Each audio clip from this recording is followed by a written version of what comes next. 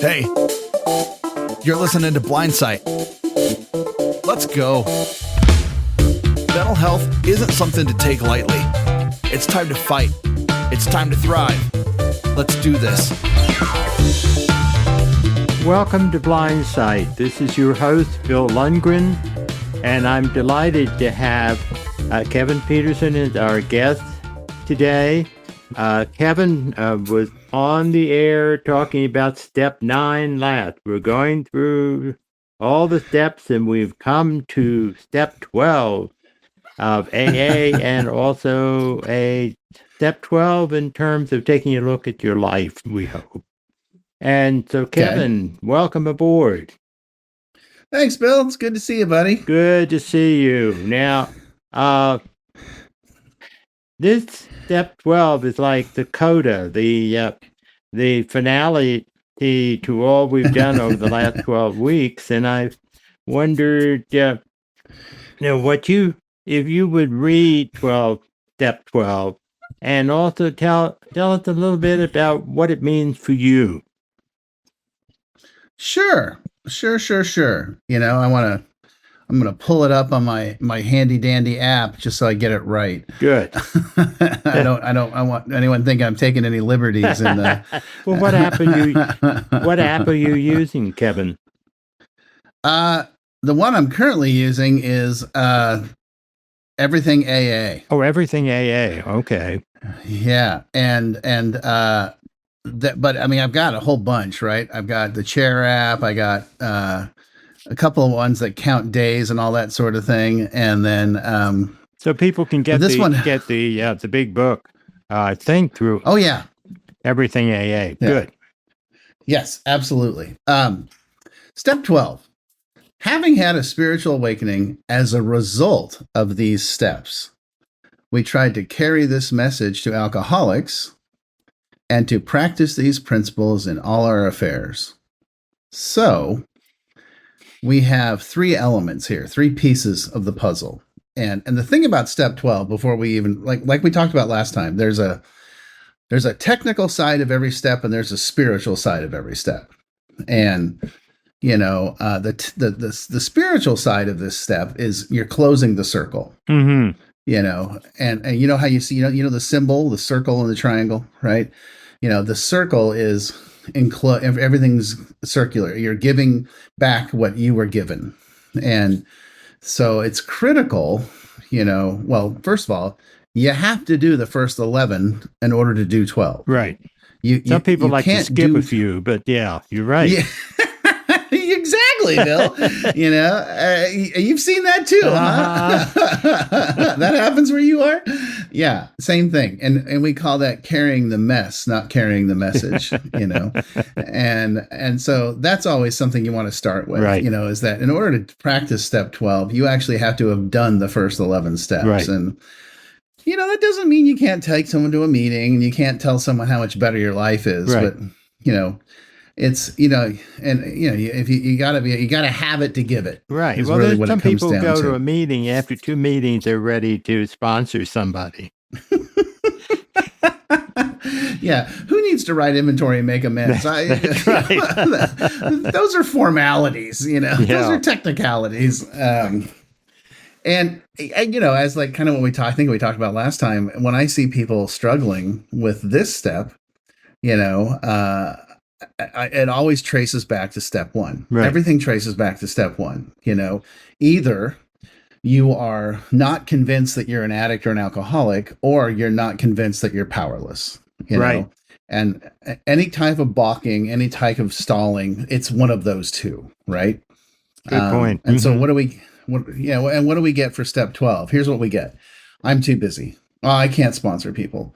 I've got kids. I got a job. I give my name and number to every single new guy, and nobody calls me. You know, I actually said that to a really close friend of mine, Paige, in North Carolina, when I was 10 years sober. I was celebrating 10 years sober. I'm like, dude, I give my name to everybody, and they never call. And he's like, Kevin, how many people did you call when you were new? And I was like, oh. He's like, you gotta get their number, bro. And so, you know, I started realizing that, sure, I'll give you my number, but I want yours. Good And idea. I'm, I mean, let's get serious about this, right? And so, um, the three pieces of the puzzle, having had a spiritual awakening as a result of these steps. Okay, so what we're saying is we have worked the first 11 steps, and we are now in step 12, and we have had a spiritual awakening. What does that mean? As my first sponsor said, Kevin, every time you tell the truth, it's a spiritual awakening. But that's the thing, right? Right. Because we're not talking about lightning bolts out of the sky. Right. All right.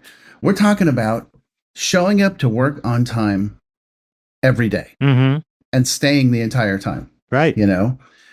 We're talking about doing what you say you're going to do. Right. That's the biggie. Yeah. And we're talking about, and also, we're not talking about being a big shot. We're talking about being a member of the team. Yes. And humility, right? Is just showing up on time, doing what you said you're going to do, participating, and helping others. Mm-hmm. There's a great line in the book that I just love. It says, Our lives today depend upon the constant thought of others and how we can help them.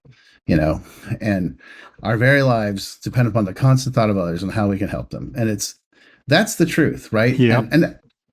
And we've all just like we've seen people skip steps, we've also seen people get too deeply into helping others, getting into the, I don't take care of myself, I sacrifice myself, I give people money, et cetera, et cetera. It's like, no. That's not what it says. That's a biggie. That's a biggie, because especially if we get enthusiastic about something, that we want to force it on them, and we just forget that we have to take care of ourselves. It seems selfish to do that, but that's exactly what we have to be, a little bit selfish. Well, and you're right, but it's not selfish. It's actually so. I mean, I get what you're saying. You got to take care of yourself, but the act of taking care of yourself is actually a selfless act, right? Because you're preparing yourself to help others. Help others, right? That's a good way to put it. If I don't pay my bills, if I don't show up to work, if I don't take care of myself, I am then not capable of being a good brother or a good husband, and so I have to put those things as a priority. And that's, to me, in that first part of the 12th step, when they say having had a spiritual awakening, to me, that's what it is. And for me, the spiritual awakening is looking around the room and realizing, wow, where did all these other people come from? And how can I be of service to them? What can I do to make this better? Or just help them, so that's the first part, right? And I think that's the spiritual side of it. And then I think, the technical side of it is, like we talked about earlier, is having done the first 11 steps, and having a discipline of prayer and meditation in 11, doing personal inventory on the spot in 10, having had made amends, having identified my character defects and asked God to remove them, and made a list, just walking your way back. Right. And, it's not, the steps are not something that you just check the box and click and you're done with, and away I go. It's a way of life, right? It's a discipline, it's a structure.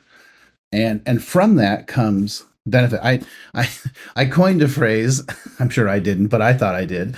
I coined a phrase when I was in graduate school about 10 or 12 years ago.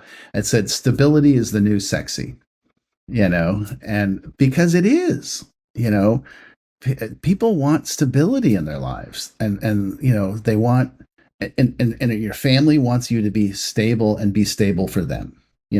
My wife likes the fact that I am consistent and stable. I show up when I say I'm going to show up. I do what I'm going to say. I pay the bill when I say I'm going to, and I take the trash out when I say I'm going to take the trash out. Those things are, most addicts and alcoholics will tell you it's boring, compared to the old lifestyle. Right. But those are the foundational pieces of getting the relationship that you want with others. So to me, that's the first part. You know, and then we tried to carry this message to alcoholics. Okay.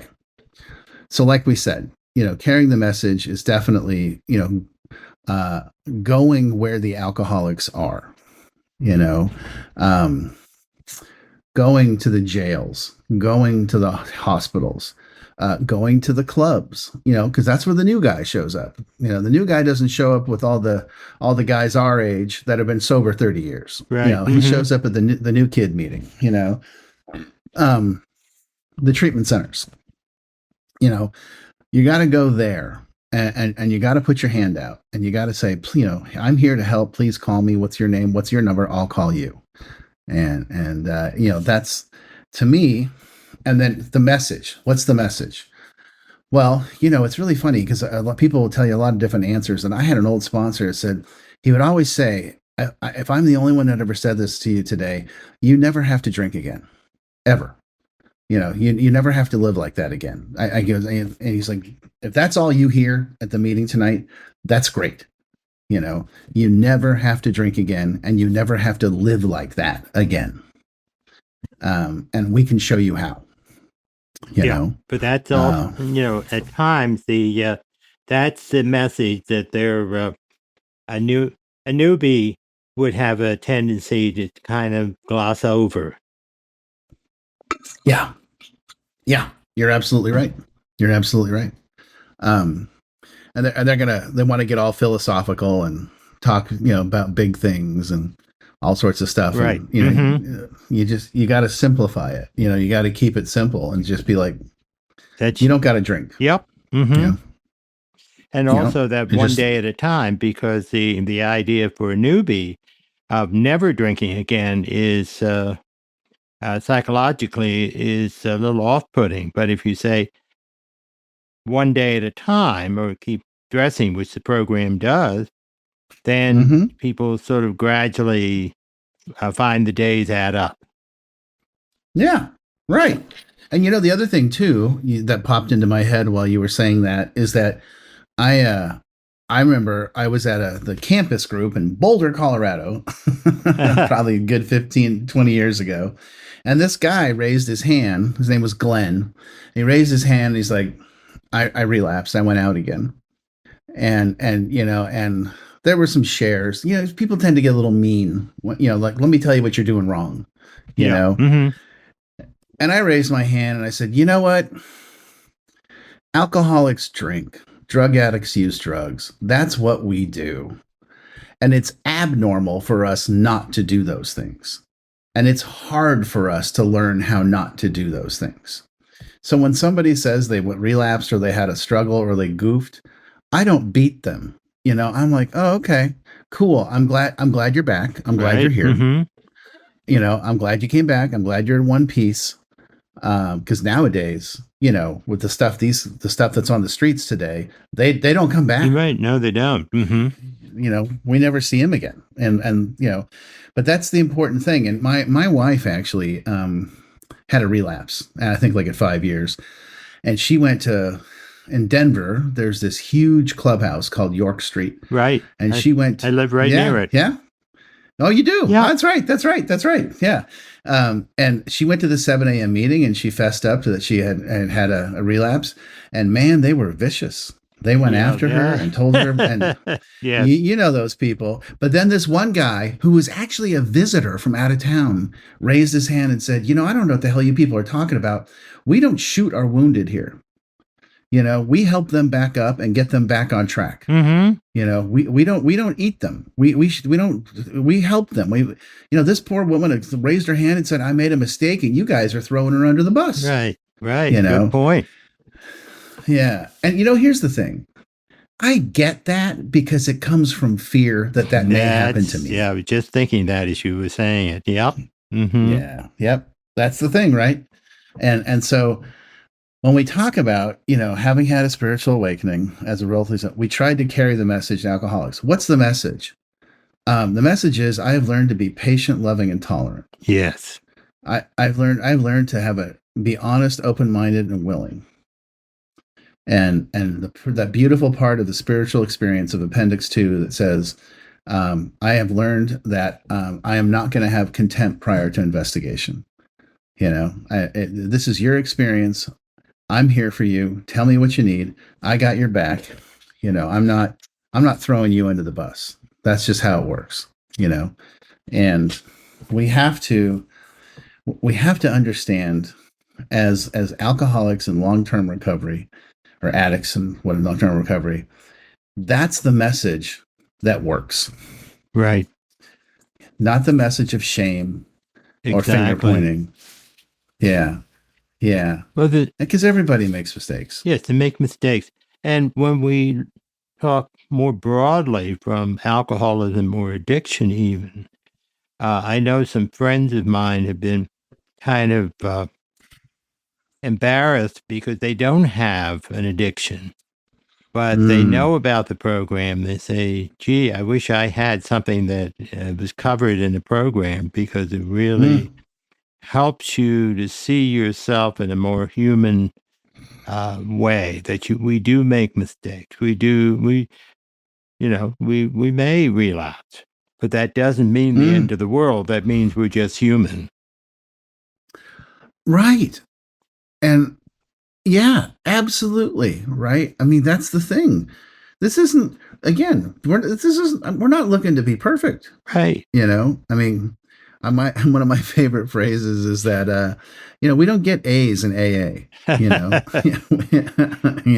Good point. Yes. Mm-hmm. Yeah. I mean, I definitely, I remember being younger and newer and thinking, I told my sponsor, I'm like, I want you to have a bumper sticker that says my sponsee was AA member of the month, and he was like, Kevin, I don't want that. I want you to be human. Yeah. Because when you're human, you're relatable, Good point. The new guy, like you talked about, the new guy, if all he sees is a bunch of guys with time that are perfect, he's going to think I am in the wrong place. Yep. Mm-hmm. Right? I mean, we have to be able to walk in there and say, man, I blew it yesterday. I yelled at my wife. Right. I did all the things the program tells you not to do. Because it turns out, but you're still there. You're still in the room. Yeah, because it turns out I'm a human being. Yeah, exactly. And we have a mechanism for resolving that. We have an amends. If I'm pissed or angry, I'll write inventory. And then I'll make amends. And then if I'm in the moment, I'll tell you what. Yesterday, I was leading a 4-day family program. Yesterday, it was the 4th day, and the day before, I had snapped at one of the moms, mm-hmm. and I mean, she was pushing my buttons, but I snapped, and there's no excuses, and I called a friend of mine in the program the next day, yesterday. I said, there's something eating my lunch. And she's like, what's up? And I told her the whole thing, and she's like, well, let's do a 10th step, and she's like, where are you angry? Where are you resentful? Where are you being dishonest? Where are you selfish? Where are you self-seeking? What are you afraid of? And we nailed it all. And she's like, okay, so ask God to remove the defects of character. Right. Turn your thought, oh my gosh, I'm completely spaced out. Ask God to remove the defects of character, make amends. And she's like, you need to apologize. You need to make amends to her because you snapped at her. And then she said, and then turn your thoughts to someone you can help, and talk to somebody else. And she's like, you're doing that now. Ask God, make amends, and turn your thoughts to someone you can help. She's like, go back into that crowd and help those people, and I'm like, oh yeah. I mean, and that's, now we just defined humility. Exactly. Right. Yeah. And to me, that is the meat and potatoes of what we do here. It's funny, Bill, is that everybody thinks 12-step recovery is 95% about drugs and alcohol. And it's really not. It's 5% about drugs. Because in the first step, right, it's we're powerless over fill in the blank. And then we don't talk about it again, right? And the next 11 and a half steps, we're going to talk about how you have to change how you live, you know, and how you act and how you behave and how you treat people. Right. Because that's what the goal is here. I'm sure you've heard the term spiritual kindergarten, and that's Don Pritz. I don't know if you ever knew Don back in the day from Aurora. No, I didn't. He was one of my mentors. He died in 2005. And he would say, you have to remember, we're all in spiritual kindergarten. Nobody here has this thing figured out, and when you have that kind of attitude, that's attraction, right? That's exactly, that's me having jelly on my face and not knowing it, and being okay. So that's what you're talking about is our acknowledging that it's okay to be human. And here's a way that you correct mistakes that you make. But we're going to make mistakes. Nobody's perfect. Yep. The problem comes in is when we try to be perfect. Yeah. I find I don't know that I've ever been perfect, but even trying to be perfect is exhausting. Oh, that's exactly the word I was thinking of. It is absolutely exhausting to try to be perfect. Yeah. And so now to be human and just to accept our humanity but also to own up mistakes that we make, which is the difference, allows us to be, let's face it, happier with life. You can, because you're not constantly worrying about, oh my gosh, did I do something wrong? Or right. I want to make sure I get this, and you're just in the moment with like, well, there you go, And that perfectionism affects a lot of people with blindness. They have nothing to do with addiction, but it's that thing, well, because I'm blind, I can't be imperfect. Sorry, guy. That. Yeah. No, I can totally see. Sorry, bad pun. I can see that. I understand what you're saying. Yeah. Right. And that makes perfect sense in the idea that, I have to work harder, or I have to be better, and it's like, no, you just got to be you. And that's exhausting. Oh God, I'm telling you. I had a neat moment yesterday. I was in the airport in Aspen, Colorado, getting ready to fly back to Florida. And I was sitting at the gate, and 2 seats over from me was a young woman who was signing, I think, with her mother on FaceTime, and I thought, wow, how cool is that?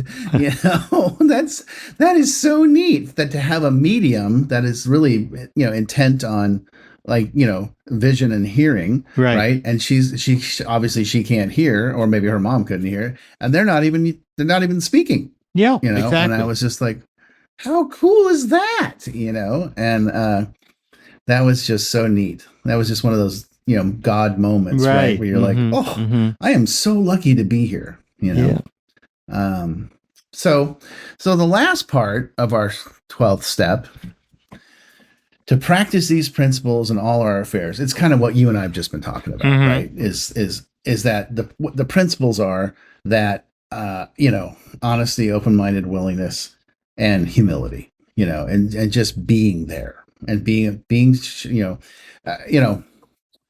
I like the phrase when people say, you may be the only copy of the big book somebody ever reads. And I get that, but that doesn't mean you got to be perfect. Exactly. What it means is you got to be able to say, I work the steps in this program, and this is how I live my life, and these are the things that I've become, and this is who I am, and take that for what it is. It doesn't mean I'm perfect. It doesn't mean I always get things right. But it does mean that I'm going to show up and I'm going to try and I'm going to do the best I can on some days. Other days I'm going to be angry and annoyed and irritable and absent-minded and inconsiderate. But then when I realize that, I can come back and take responsibility for that. Mm-hmm. Yeah. So, we're gonna have a spiritual awakening. We're gonna change the way we act and behave and treat others. To me, the spiritual awakening is I'm gonna change the way I treat other people. Yep. Be aware of other people. Right. Exactly. And then I'm going to try to carry this message, and that doesn't mean I'm going to lasso you and jam you into a meeting and force you. It means I'm going to say, hey, if there's another way to live, and I'd be happy to show you how to do it.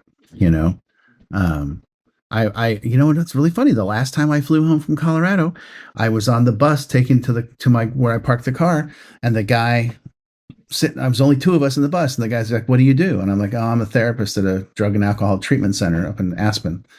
And he's like, "Oh yeah, I've been trying. That's something I got to take care of. I've been trying to get that squared away." Oh, really? And I was like, "Yeah, I mean, isn't that crazy?" And he was like, "I'm really struggling." And I was like, "Well, here's my main name and number." And I said, "Let me just, if I can share one thing with you, one thing is that success comes when you engage with other people fighting the battle." Ah, there you go. Mm-hmm. Yeah. Instead of being a loner. God, it's just miserable, isn't it? Yep. And isn't that interesting that whatever higher power is out there put the two of you together? Did you ever hear from him? Yeah.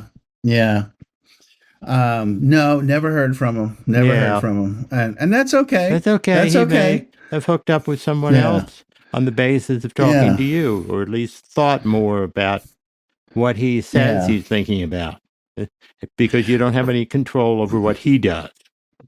Yeah.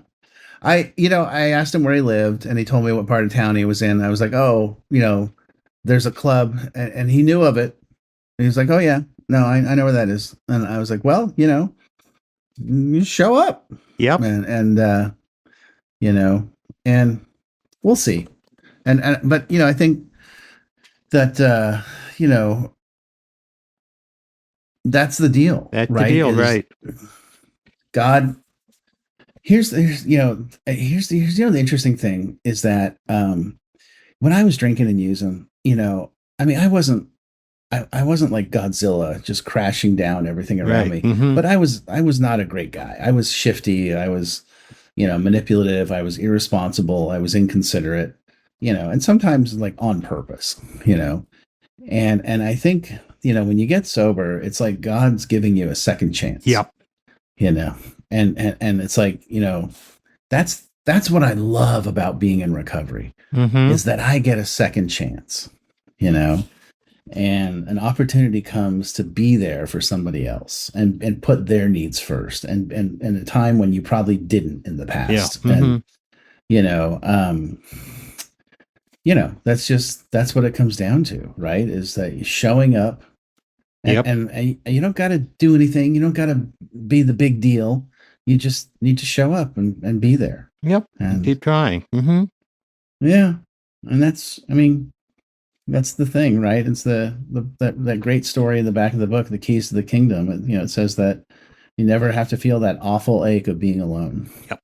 That's right. It's just, that was, to me, that was just the worst. Just that sense of I'm all by myself here, Well, Kevin, you certainly have been a wonderful coda to our work with the 12 steps, and I appreciate all the insight that you've been giving us. I wonder if you have a final thing to say to our audience that you want to leave them with. Yeah. Well, first of all, it's an honor to be asked to share this information and talk about my experience. And it's an honor to be included in your community. That's really neat. And if there's ever anything I can do, just please speak up. You're definitely on our and list to keep in touch with. good. It's a good list to be on. I think,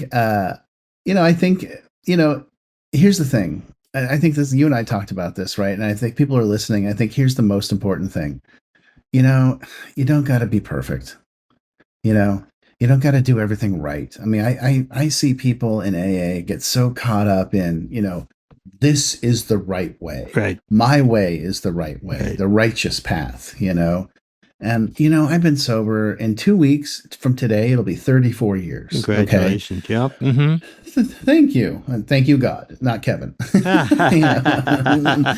Kevin would still be out running around. Right. He just wouldn't have any consequences. Yeah. Mm-hmm. But here's the thing, right? I have lived in California, Colorado, and Florida.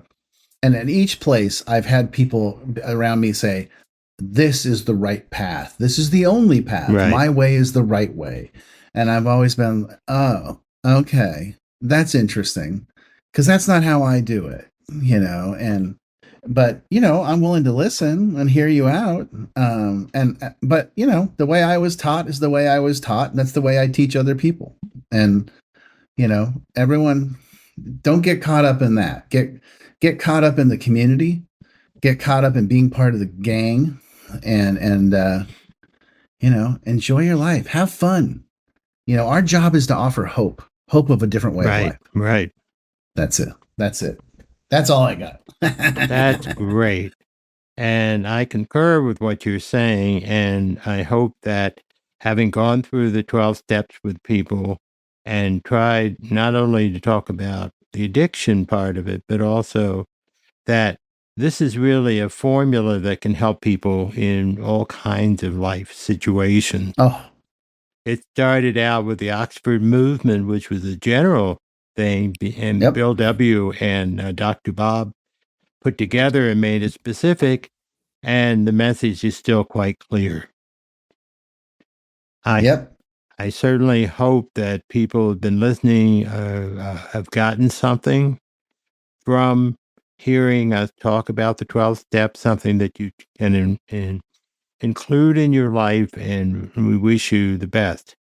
We certainly would appreciate your feedback if people would call us at 720-712-8856 or email us at now I'm trying to remember helpline at aftersight.org.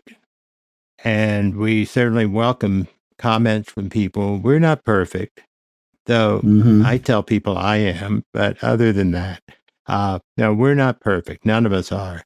And we certainly welcome the input from other people. Yeah. So thank you, Kevin, for being on, and we'll be keeping in touch. And to all of you, hope that you'll keep on listening to Blindsight, and because we have lots more interesting programs coming up.